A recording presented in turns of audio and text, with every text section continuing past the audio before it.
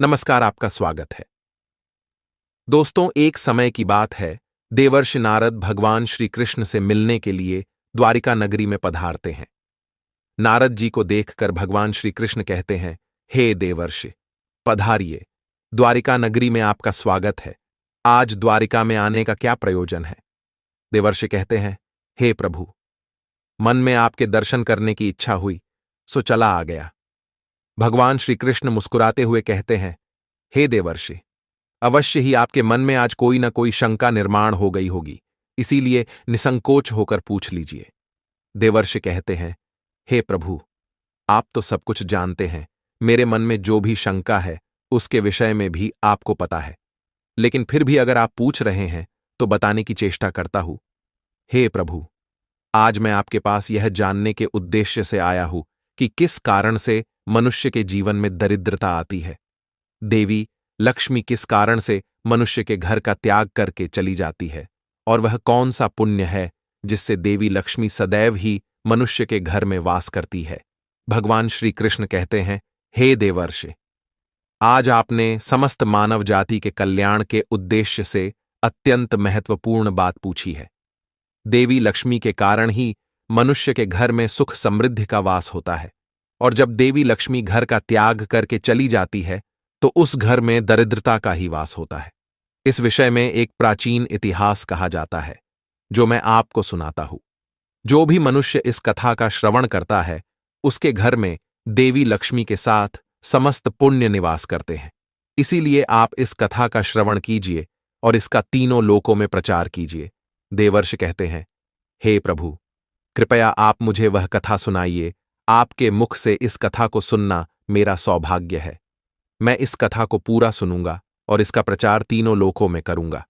भगवान श्री कृष्ण कहते हैं, हे देवर्षि, जो मनुष्य सत्य का साथ देता है, ईश्वर उसका साथ कभी नहीं छोड़ते हैं। आज मैं आपको महाराज हर्षवर्धन की कथा सुनाता हूं, जिन्होंने देवी लक्ष्मी का त्याग करके दरिद्रता को ग्रहण कर लिया था। त्रेता युग की बात है। भारतवर्ष में सत्यवादी धर्मात्मा राजा हर्षवर्धन राज्य करते थे। उनका राज्य कुंतल प्रदेश पर था। उनके राज्य की प्रजा उनसे अत्यंत संतुष्ट रहा करती थी। महाराज हर्षवर्धन बड़े दानशूर और वचन का पालन करने वाले थे। वे सदैव अपनी प्रजा के हित का ही विचार करते थे।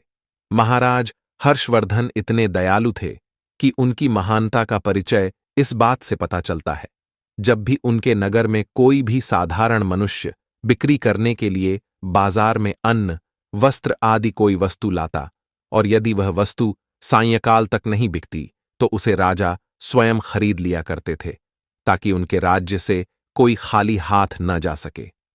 अपनी प्रजा के हित के लिए राजा ने यह सत्य की प्रतिज्ञा की थी। सायंकाल होते ही राजा के सेवक शहर में भ्रमण करते, और जब वे किसी को कोई वस्तु या द्रव्य लेकर बैठा हुआ देखते जिसे किसी ने खरीदा न हो, तो महाराज के सेवक उस व्यक्ति से उन वस्तुओं की कीमत पूछते और उसकी इच्छा और जरूरत के अनुसार उस वस्तु की जो भी कीमत होती वह कीमत देकर उसकी वस्तुओं को खरीद लेते थे। इस प्रकार से महाराज के ऐसे दयालु स्वभाव को देखकर अनेक लोग प्रसन्न होकर उनकी महानता की चर्चा करने लगे। महाराज हर्षवर्धन की कीर्ति तीनों लोकों में होने लगी। देवता भी उनकी प्रशंसा करने लगे। जब यह बात धर्मराज को पता चली तो एक दिन स्वयं धर्मराज ने ही महाराज हर्षवर्धन की परीक्षा लेने की सोची। फिर एक दिन स्वयं धर्मराज एक ब्राह्मण का वेश धारण करके महाराज हर्षवर्धन की नगरी में प्रकट हुए। उन्होंने अपने साथ दरिद्रता की कारक टूटी फूटी चीजें, कूड़ा करकट और कचरा एक पेटी में भर कर ले लिया। अर्थात उन्होंने दारिद्र्य एक पेटी में भर लिया, और उस पेटी को लेकर वे सत्यवादी महाराज हर्षवर्धन के नगर में उनकी परीक्षा लेने के लिए पहुंच गए। धर्मराज उस नगर के बाजार में उस कचरे से भरी पेटी को लेकर बेचने के लिए बैठ गए, किंतु कौन व्यक्ति कूड़ा कचरा खरीदेगा?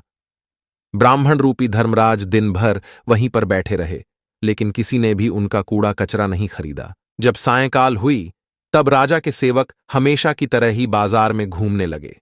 जिसका भी बिक्री का सामान बचा होता उसे वे उचित धन देकर खरीद लेते थे, ताकि कोई खाली हाथ घर न जा सके। फिर उन सेवकों ने देखा कि एक ब्राह्मण अपनी पेटी लेकर बैठा हुआ है। राजा के सेवकों ने उन ब्राह्मण महाशय के पास जाकर पूछा, हे ब्राह्मण महाराज, आप इस नगर में नए दिखाई दे रहे हैं। क्या हुआ? आपका सामान किसी ने भी नहीं खरीदा? ऐसा क्या लेकर आए हैं आप अपनी इस पेटी में? महाराज के आदेश से हम आपका यह सामान खरीदने के लिए आए हैं। कृपया बताइए, आपकी इस पेटी में क्या है और इसका मूल्य कितना है? तब उस ब्राह्मण ने कहा, हे सैनिकों, मैं इस पेटी में दारिद्र्य लेकर आया हूं, अर्थात कूड़ा करकट भरकर लाया हूं, और इसका मूल्य 1000 सुवर्ण मुद्राएं हैं।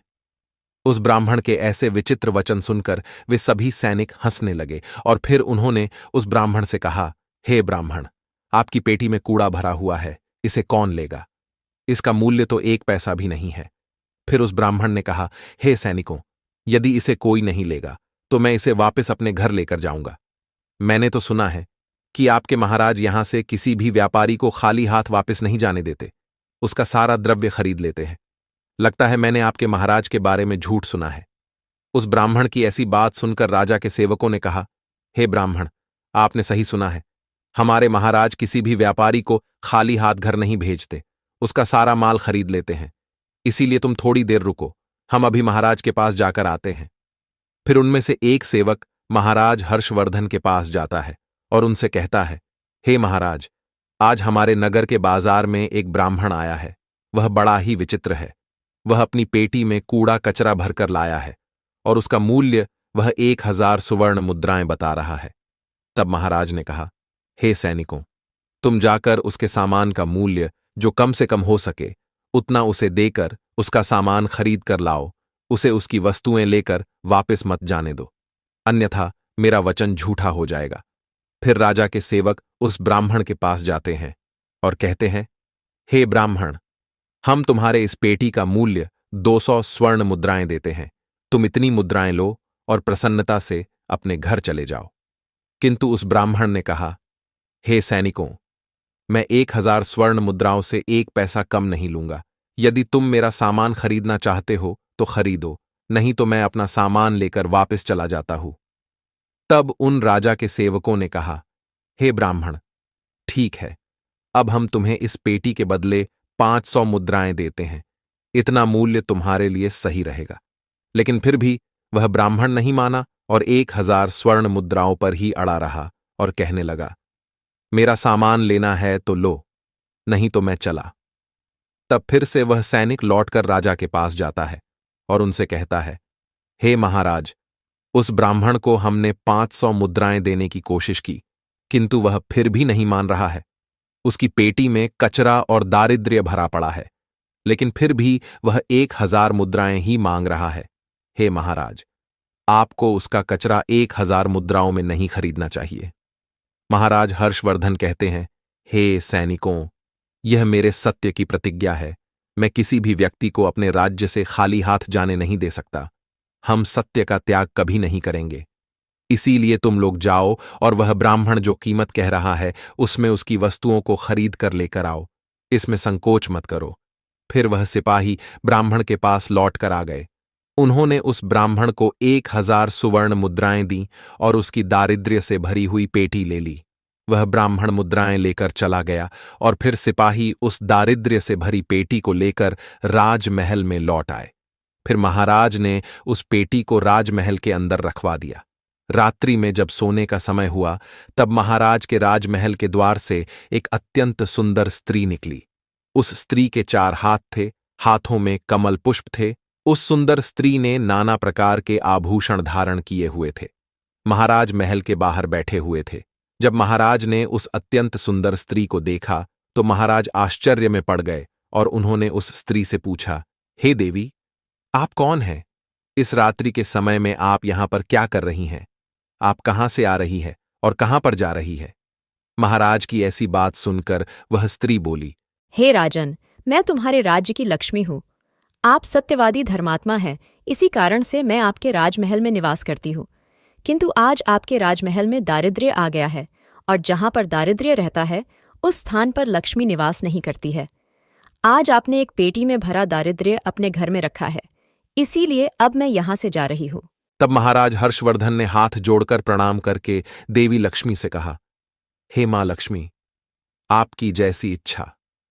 मैं अपने वचन और प्रतिज्ञा से बंधा हुआ हूं। मैं अपना वचन नहीं तोड़ सकता। इस कारण से मैं उस दारिद्र्य से भरी पेटी को लेने से मना नहीं कर सकता था।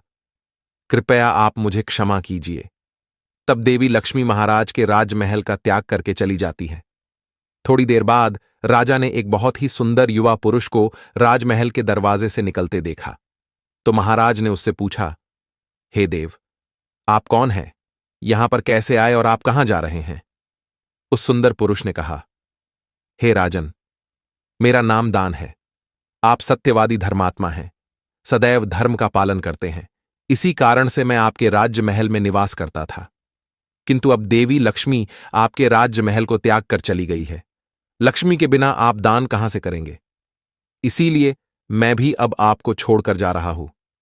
तब महाराज हर्षवर्धन बोले, हे देव, ठीक है, जैसी आपकी इच्छा, आप भी जा सकते हैं, किंतु मैं अपने वचन को तोड़ नहीं सकता। फिर वह दान भी महाराज को छोड़कर चला जाता है। उसके बाद अन्य एक सुंदर पुरुष राजमहल से निकलता हुआ दिखाई पड़ा। तब महाराज ने उससे पूछा, हे देव, आप कौन हैं और कहां जा रहे हैं?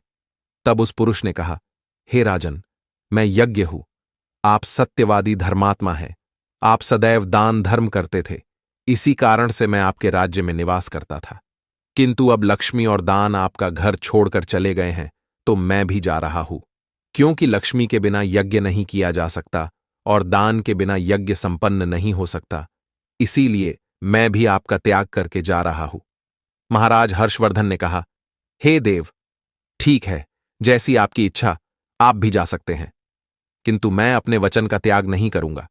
फिर वह यज्ञ भी राजमहल को छोड़कर चला जाता है। फिर कुछ समय बाद अन्य एक अत्यंत सुंदर पुरुष राजमहल से जाता हुआ दिखाई देता है। तो राजा ने उसे भी पूछा, हे महाशय, आप कौन हैं और राजमहल छोड़कर क्यों जा रहे हैं? तब उस पुरुष ने कहा, हे राजन, मैं यश हूं। आपके पुण्यों के कारण मैं आपके घर में निवास कर रहा था, किंतु अब आपके यहां से लक्ष्मी, दान, यज्ञ आदि सब चले गए हैं, तो उनके बिना आपको यश की प्राप्ति नहीं हो सकती। इसी कारण से मैं भी यहां से जा रहा हूं। तब राजा ने उसे भी नमस्कार किया और आदरपूर्वक जाने दिया। फिर उसके बाद अन्य एक अत्यंत सुंदर स्त्री राजमहल से निकली, जिसने सुंदर वस्त्र परिधान किए हुए थे। उसे देखकर राजा ने पूछ लिया, हे देवी, आप कौन हैं और आप किस कारण से मेरे राजमहल का त्याग कर रही हो? तब वह स्त्री बोली, हे राजन, मैं कीर्ति हूँ। लक्ष्मी, दान, यज्ञ और यश ने भी आपका साथ छोड़ दिया है, तो उनके बिना मैं भी आपके राजमहल में नहीं ठहर सकती। इसीलिए मैं भी जा रही हूँ। तब राजा ने उसे भी जाने दिया। फिर अंत में एक अत्यंत सुंदर पुरुष राजमहल से निकला और उसे देखकर राजा ने पूछा, हे देव, आप कौन हैं और आप भी हमारे राजमहल को छोड़कर क्यों जा रहे हैं? तब उस पुरुष ने कहा, हे राजन, मैं सत्य हूं। आप एक सत्यवादी धर्मात्मा राजा है, इसीलिए मैं आपके यहां निवास करता था। किंतु अब आपके यहां से लक्ष्मी, दान, यज्ञ, यश, कीर्ति आदि सभी चले गए हैं, तो मैं भी यहां से जा रहा हूं। तब महाराज हर्षवर्धन ने कहा, हे सत्य, आप भी मेरा त्याग कर रहे हैं, किंतु मैंने तो आपका कभी त्याग ही नहीं किया। आपका त्याग न करने के कारण ही सभी मुझे छोड़कर जा रहे हैं। इसीलिए आप मुझे छोड़कर कैसे जा सकते हैं? मैंने अपने सत्य वचन का पालन करने के लिए ही दारिद्र्य को अपने घर में रखा था। मैंने संसार के कल्याण के लिए यह वचन दिया था कि मेरे राज्य से कोई भी खाली हाथ नहीं जाएगा। जो भी मेरे राज्य में कोई वस्तु बेचने आएगा, यदि उसकी वस्तु कोई नहीं खरीदेगा, तो उसे मैं खरीद लूंगा। इसीलिए मैंने अपने सत्य वचन का पालन करने के लिए उस ब्राह्मण को 1000 सुवर्ण मुद्राएं देकर उससे दारिद्र्य खरीद लिया था। उसी दारिद्र्य की पेटी के कारण देवी लक्ष्मी ने आकर मुझसे कहा कि वे उस स्थान पर निवास नहीं करती जिस स्थान पर दारिद्र्य रहता है, और देवी लक्ष्मी के जाते ही यज्ञ, दान, यश, कीर्ति सब मुझे छोड़कर चले गए हैं। मेरे सत्य वचन का पालन करने के लिए ही मैंने उन सभी को जाने दिया, और अब आप भी मुझे छोड़कर जा रहे हैं। महाराज हर्षवर्धन की बात सुनकर वह सत्य बोला, हे राजन, यदि आपने मेरे लिए ही इन सब का त्याग किया है तो ठीक है, मैं आपका राजमहल छोड़कर नहीं जाऊंगा। आप सचमुच बड़े पुण्यात्मा और सत्यवादी हैं, इसीलिए अब से मैं आपके राजमहल में ही निवास करूंगा। और वह सत्य फिर से राजमहल में लौट गया। उसके थोड़ी ही देर बाद एक सुंदर स्त्री लौट कर आ गई। उसे देखकर राजा ने पूछा, हे देवी, आप कीर्ति है, अब भी आप मुझे छोड़कर चली गई थी, तो फिर वापस क्यों लौट कर आ गई? तब कीर्ति ने कहा, हे राजन, मुझे क्षमा करो। मैं लक्ष्मी, यज्ञ, दान, यश के बिना तो रह सकती हूँ, किंतु सत्य के बिना नहीं। इसीलिए जहां सत्य रहेगा मैं भी वहीं पर रहूंगी। फिर राजा ने कीर्ति का स्वागत किया और वह राजमहल में चली गई। फिर यश वहां पर लौट कर आ गया। राजा ने उससे पूछा, हे महाशय, आप तो यश है, आप मुझे छोड़कर चले गए थे, फिर लौटकर क्यों आ गए? तब उस पुरुष ने कहा, हे राजन, कोई राजा कितना ही बड़ा धनवान हो, दानशूर हो, किंतु सत्य के बिना उसे यश प्राप्त नहीं हो सकता। इसीलिए जहां पर सत्य विराजमान रहता है मैं भी वहीं पर रहता हूं। सत्य के बिना मैं नहीं रह सकता। ऐसा कहकर फिर यश ने राजमहल में प्रवेश किया। उसके कुछ क्षण बाद यज्ञ भी लौटकर आ गया। राजा ने उससे भी पूछा, हे महाशय, आप क्यों लौटकर आ गए? तब यज्ञ ने कहा, हे राजन, चाहे कोई कितना भी लक्ष्मीपति और दानशील क्यों ना हो, किंतु बिना सत्य के यज्ञ शोभा नहीं देता है। आप में सत्य विराजमान है, इसीलिए मैं भी आपके पास ही रहूंगा। इतना कहकर यज्ञ भी राजमहल में वापस लौट गया। उसके कुछ क्षण बाद दान भी वापस आ गया। राजा ने उससे भी पूछा, हे महाशय, आप भी मुझे छोड़कर गए थे, फिर लौटकर किस कारण से आ गए? तब उस पुरुष ने कहा, हे राजन, मैं दान हूं। कुछ समय पहले मैं आपको छोड़कर गया था, किंतु आप में सत्य विराजमान है, और जहां सत्य रहता है मैं भी वहीं रहता हूं। कोई मनुष्य कितना ही धनवान क्यों ना हो, किंतु बिना सत्य के वह दान नहीं कर सकता। दान का महत्व सत्य से ही होता है, इसीलिए मैं भी लौट कर आ गया। राजा ने कहा, ठीक है, आपका भी स्वागत है। और फिर दान भी राजमहल में चला गया। और फिर उसके बाद साक्षात देवी लक्ष्मी लौटकर आ गई। राजा ने पूछा, हे मां लक्ष्मी, आप वापस क्यों आ गई? आप तो मुझे छोड़कर चली गई थी। तब देवी लक्ष्मी ने कहा, हे राजन, यह आपके सत्य की परीक्षा थी। आपके यहाँ पर यश, दान, यज्ञ और सत्य सभी निवास करते हैं, और लक्ष्मी के बिना सभी विफल हो जाएंगे। इसीलिए मैं आपके सत्य धर्म की रक्षा करने हेतु लौटकर आ गई हूं। तब राजा ने कहा, हे मां लक्ष्मी, मेरे यहां पर तो दारिद्र्य से भरी हुई पेटी है। जहां दारिद्र्य रहता है वहां पर आप कैसे निवास कर सकती हो? तब देवी लक्ष्मी ने कहा, हे राजन, मेरी कृपा से वह दारिद्र्य से भरी पेटी भी सुवर्ण और रत्नों से भर जाएगी। इतना कहकर मां लक्ष्मी भी राजमहल में प्रवेश करती है। मां लक्ष्मी के प्रवेश करते ही वह पेटी में भरा पड़ा कूड़ा कचरा रत्न और सुवर्ण के आभूषण में बदल गया। इसके कुछ समय के पश्चात स्वयं धर्मराज ब्राह्मण के रूप में राजमहल में आ गए। तब राजा ने उनसे पूछा, हे विप्रवर, आप कौन हैं? आपने तो मेरा त्याग नहीं किया था, फिर आप यहां पर कैसे आ गए? तब उस ब्राह्मण ने कहा, हे राजन, मैं साक्षात धर्म हूं। मैं ही ब्राह्मण का रूप धारण करके आया था, और मैंने ही 1000 सुवर्ण मुद्राओं के बदले तुम्हें दारिद्र्य दिया था, किंतु तुमने अपने सत्य के बल से मुझे जीत लिया है। इसीलिए अब मैं तुम्हें वरदान देने के लिए आया हूं। बताओ, मैं तुम्हें कौन सा वर प्रदान करूं? इतना कहकर धर्मराज ने अपना मूल स्वरूप धारण किया। तब राजा हर्षवर्धन ने कहा, हे धर्मराज, आपके दर्शन करके मैं धन्य हुआ। कृपया आप अपनी कृपा सदैव मुझ पर बनाए रखें। मुझे और कुछ नहीं चाहिए। फिर धर्मराज ने राजा को आशीर्वाद दिया और उस स्थान से अंतर्ध्यान हो गए। भगवान श्री कृष्ण कहते हैं, हे देवर्षि, इस प्रकार से अपने सत्य धर्म के कारण ही महाराज ने सभी पर विजय प्राप्त की थी। इसीलिए मनुष्य को कभी भी सत्य का अनादर नहीं करना चाहिए। हमेशा सत्य का पालन करना चाहिए। जो सत्य की राह पर चलता है उसके पास लक्ष्मी, दान, यज्ञ, यश, कीर्ति सदैव निवास करते हैं। तो दोस्तों, इस प्रकार से भगवान श्री कृष्ण ने नारद जी को अत्यंत महत्वपूर्ण ज्ञान दिया है। आपको यह कथा कैसी लगी कमेंट करके अवश्य बताएं। अगर जानकारी अच्छी लगी तो वीडियो को लाइक जरूर करें और कमेंट में जय श्री कृष्ण और जय मां लक्ष्मी जरूर लिखें। साथ ही चैनल को सब्सक्राइब करें। आप सभी का धन्यवाद।